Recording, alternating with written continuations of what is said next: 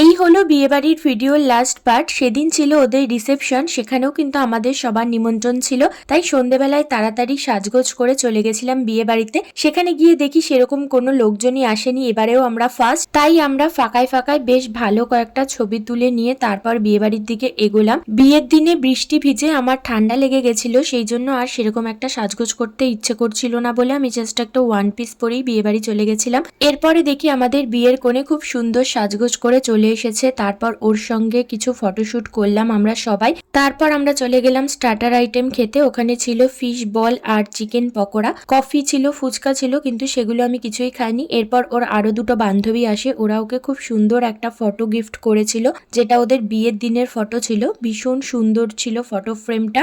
তারপর আমরা সবাই মিলে একটুখানি বাইরের দিকে গিয়ে বসেছিলাম, কারণ বিয়ে বাড়ির ভেতরে অনেক ভিড় ছিল। একটু বাইরের দিকটা ঘুরে এসে তারপর সবাই আমরা খেতে বসে পড়লাম। আর ওখানে কি কি মেনু হয়েছিল সেটা আমি তোমাদের ভিডিওতে দেখিয়ে দিচ্ছি, তোমরা চাইলে ভিডিও পজ করে দেখে নিতে পারো।